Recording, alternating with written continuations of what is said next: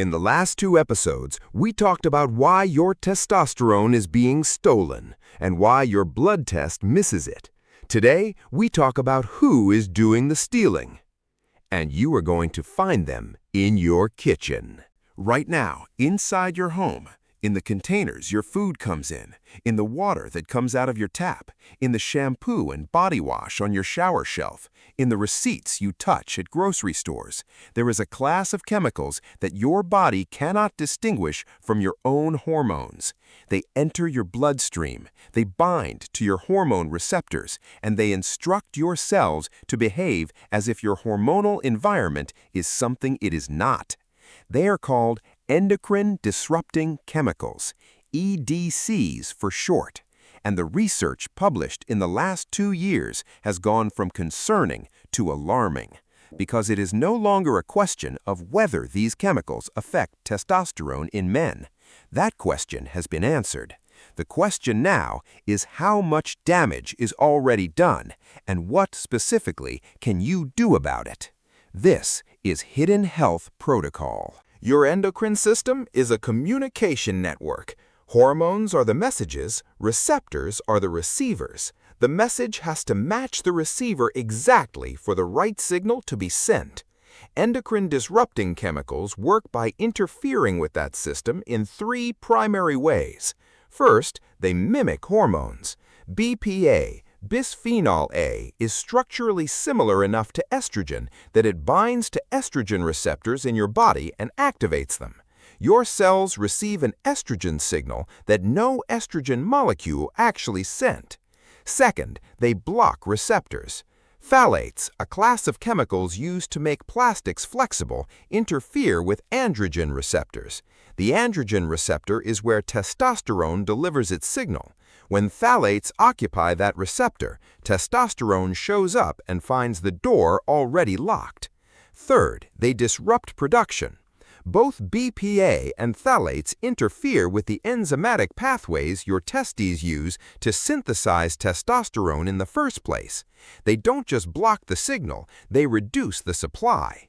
These are not theoretical mechanisms identified only in animal studies. These are documented in human epidemiological research, in living men with measurable hormone levels with measurable chemical exposures. BPA, bisphenol A, has been in use since the 1960s. It is found in polycarbonate plastics, the hard clear plastics used in water bottles, food storage containers, baby bottles, and the lining of metal food cans. It is also found on thermal paper, the paper used for store receipts. When you touch a receipt, BPA is absorbed through your skin within seconds. When you heat food in a plastic container, BPA migrates into your food at a rate that increases with temperature and with the age of the container.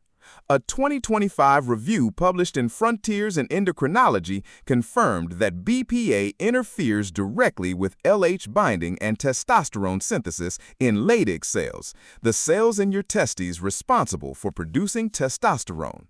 To be precise about the mechanism, BPA binds to the androgen receptor with lower affinity than testosterone, but in sufficient concentrations, it disrupts the pKa signaling cascade that drives testosterone production. In plain language, BPA tells your testes to produce less testosterone, while simultaneously telling your cells that estrogen is present.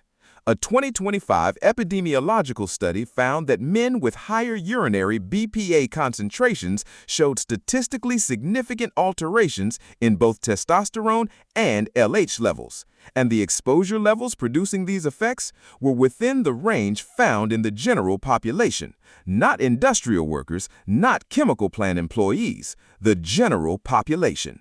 People with the same kitchens, the same grocery stores, the same habits as you. Phthalates are a different class of chemicals. They are plasticizers added to PVC to make it flexible. They are also used as solvents and fragrance carriers in personal care products, shampoo, conditioner, body lotion, cologne, deodorant, soap. If a product contains the word fragrance on its label, and most do, it likely contains phthalates. A study published in Science Direct in 2025 analyzed exposure to 17 endocrine-disrupting chemicals simultaneously in a large cohort. The findings were precise. Men with higher phthalate exposure showed reduced total testosterone, reduced free testosterone, and reduced bioavailable testosterone simultaneously. And, critically, connecting directly to what we discussed last week, phthalate exposure was also associated with elevated SHBG. Think about what that means in combination. Phthalates suppress how much testosterone your testes produce, and they simultaneously raise the protein that binds and inactivates what little is produced. You are being hit from both directions at once, and your standard testosterone test is measuring neither mechanism. Research published in PMC in 2025 confirmed that men in the highest quartile of phthalate exposure have testosterone levels approximately 12% lower than men in the lowest exposure group.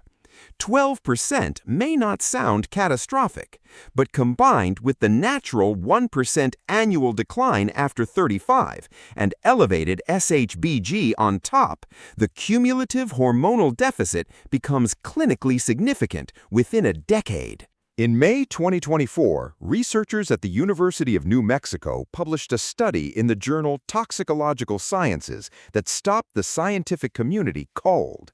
They tested human testicular tissue for microplastic contamination.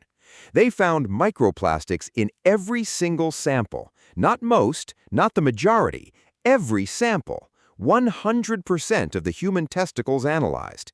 The most prevalent polymer identified was polyethylene, the material in plastic bags, bottles, and food packaging. PVC was also commonly found, and higher concentrations of PVC were correlated with lower sperm counts in the animal samples from the same study. In 2025, a follow-up study found microplastics in 34 out of 45 semen samples.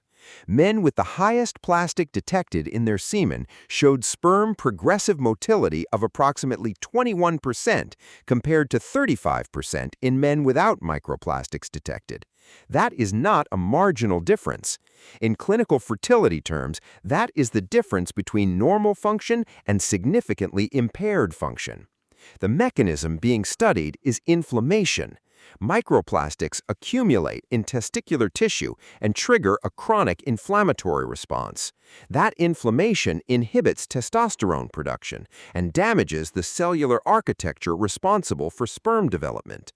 We are not talking about a future risk. We are talking about a contamination that is already present in every man studied right now. So where is your exposure actually coming from? Based on biomonitoring data from environmental health research, these are the 5 highest exposure sources in the average American home. Number 1. Plastic food storage and packaging, especially when heated. Never microwave food in plastic. Never leave plastic water bottles in a hot car. The heat accelerates chemical migration by orders of magnitude. Number 2. Canned foods. The interior lining of most metal food cans contains BPA or BPA analogs. Regular consumption of canned food is one of the highest documented routes of BPA exposure. Number 3. Personal care products with fragrance. Shampoo, body wash, lotion, deodorant. The word fragrance on a label is a legal placeholder for dozens of undisclosed chemicals, many of which are phthalates. Number 4. Tap water. Depending on your water source and pipe age, tap water can carry measurable levels of phthalates, BPA, and now microplastic particles. A standard carbon filter does not remove all of them. Reverse osmosis filtration is the most effective option. Number 5. Thermopaper receipts. Every time you handle a store receipt, BPA is absorbed through your skin within 30 seconds. The exposure per receipt is small, but cumulative daily exposure from multiple receipts adds up measurably over time. I want to be clear about something. I am not telling you to dismantle your life or live in a chemical-free bubble. That is neither realistic nor necessary. What I am telling you is this. The hormonal environment your body is operating in today is not the same as the one your father operated in at the same age, and it is not the same as the one nature designed your biology for. Understanding the sources is the first step towards reducing your exposure meaningfully without turning it into a full-time occupation. Let me bring the last 3 episodes together. Your testosterone is being stolen by a protein called SHBG that rises with age and inactivates the testosterone your body produces. Your blood test misses this because it measures total testosterone, not the free fraction that actually reaches your cells. And now we have added a third layer. Your testosterone production itself is being suppressed from the outside by a class of chemicals you are exposed to every single day in your food, your water, and your personal care products. BPA mimics estrogen and disrupts testosterone synthesis in your testes. Phthalates suppress testosterone production and simultaneously raise SHBG, compressing your hormonal function from both ends. And microplastics are now confirmed to be present in human testicular tissue, with inflammatory mechanisms that further suppress production. This is not a conspiracy.